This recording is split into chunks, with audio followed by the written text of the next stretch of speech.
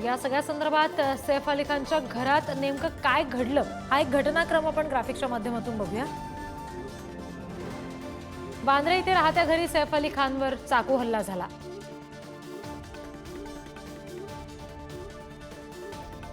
घरात शिरलेल्या अज्ञात व्यक्तीचा आधी घरातल्या महिला कर्मचाऱ्याशी वाद झाला। सैफ बाहेर आला आणि त्यानंतर सैफ आणि चोरामध्ये बाचाबाची झाली। रात्री 2च्या सुमारास सैफवर 5 ते 6 वार करण्यात आले। सैफच्या गळ्यावर, हातावर आणि पाठीवर गंभीर जखमा झाल्यात। हल्ल्यामध्ये सैफ याच्या घरातील महिला कर्मचारी सुद्धा जखमी झालेली आहे। सैफच्या घरातील तिन्ही कर्मचाऱ्यांना पोलिसांनी ताब्यात घेतलेलं आहे। सैफला लीलावतीमध्ये दाखल केलं, त्यानंतर आता शस्त्रक्रिया त्याच्यावर केली जाते। सैफची प्रकृती सध्या स्थिर आहे अशी माहिती समजते।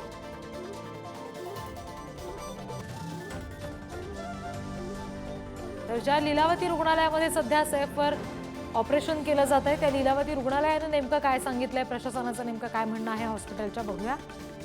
सैफ अली खानला पहाटे 3-3:30च्या सुमारास लीलावतीमध्ये आणलं गेलं।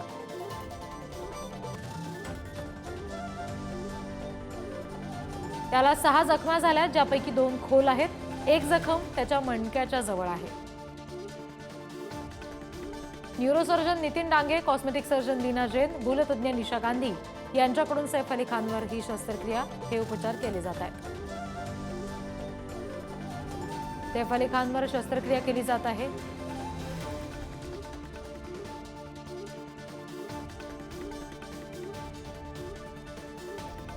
आणखी तपशील आपण घेणार आहोत। प्रतिनिधी शिल्पा नरोडे आपल्याशी जोडल्या गेलेले आहेत।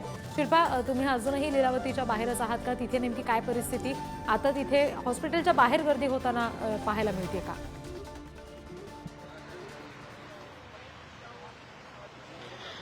रिद्धी, आपण जर पाहिलं तर सैफ अली खानला लीलावती रुग्णालयामध्ये रात्रीच दाखल करण्यात आलेला आहे। मात्र ह्या हॉस्पिटलच्या बाहेर कुठल्याही प्रकारची गर्दी झालेली आपल्याला पाहायला मिळत नाहीये। सैफ अली खानचं जे राहतं घर आहे तिथे गर्दी सुरू झालेली आहे, मात्र हॉस्पिटलच्या बाहेर सध्या गर्दी आपल्याला पाहायला मिळत नाहीये। विशेष म्हणजे ज्या 6 जखमा झालेल्या आहेत, 6 वार, त्यामध्ये 2 वार हे खोलवर झालेले आहेत आणि 2 शस्त्रक्रिया सैफ अली खानवर सुरू आहेत। त्यातली एक शस्त्रक्रिया यशस्वी झाल्याची माहिती सध्या समोर येत आहे आणि सध्या दुसरी शस्त्रक्रिया सुरू झालेली आहे। हे वार हे गंभीर झालेले पाहायला मिळत आहे। विशेष म्हणजे मोलकर्णीमध्ये आणि त्या अज्ञातामध्ये जो वाद सुरू होता तो वाद सोडवण्यासाठी सैफ अली खान गेला आणि त्या अनुषंगाने सैफ अली खानवर वार झालेले आहेत। दोघांचा वाद मिटवत असताना हा वाद झाला। त्यामुळे दुसरा एक प्रश्न असा निर्माण होतोय की हा जो अज्ञात चोरटा 12व्या मजल्यावरती पोहोचला त्याचा नेमका त्या मोलकर्णीशी काही संबंध होता की नेमका हा चोरी करण्यासाठी आला होता की दुसरं काही वेगळं कारण होतं की त्या मोलकर्णीशी काही संबंध होते की अगोदर काही वाद होते, त्या अनुषंगाने तो 12व्या मजल्यापर्यंत पोहोचला। असे वेगवेगळे प्रश्न सध्या उपस्थित राहत आहेत। मात्र सध्या हॉस्पिटलमध्ये सैफ अली खानला रात्रीच दाखल करण्यात आलं असून सध्या प्रकृती स्थिर असून 2 शस्त्रक्रिया सुरू होत्या, त्यातली एक शस्त्रक्रिया यशस्वी झाल्याची माहिती समोर येते आणि दुसऱ्या शस्त्रक्रियेला सुरुवात झालेली आहे। रिद्धी जी, या शस्त्रक्रियांसंदर्भात आणखी कुठले तपशील दिले गेलेले आहेत का? नेमकं ज्या जखमा झालेल्या आहेत त्याच्या बाबतीत कशा पद्धतीने हे उपचार केले जातात त्याबाबत हॉस्पिटलकडून काही सांगितलं जात आहे?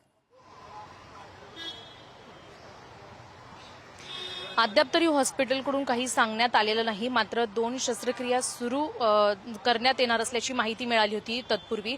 त्यातली एक शस्त्रक्रिया पूर्ण झालेली आहे आणि दुसरी सुरू असल्याची माहिती मिळालेली आहे हॉस्पिटलकडून। त्यामुळे आता ही दुसरी शस्त्रक्रिया किती वेळ चालते, किती वेळानंतर ही शस्त्रक्रिया पूर्ण होते आणि ती शस्त्रक्रिया यशस्वी होण्यामध्ये किती कालावधी लागतो हे देखील महत्त्वाचं आहे। मात्र ज्या जखमा झालेल्या आहेत त्या जखमा खोलवर झाल्या असल्याचं डॉक्टरांचं म्हणणं आहे आणि त्या अनुषंगाने उपचार सुरू आहेत। रिद्धी जी, निश्चित। शिल्पा, वेळोवेळी तुमच्याकडून पुढचे तपशील घेऊ। तुर्तास धन्यवाद दिलेल्या माहितीसाठी।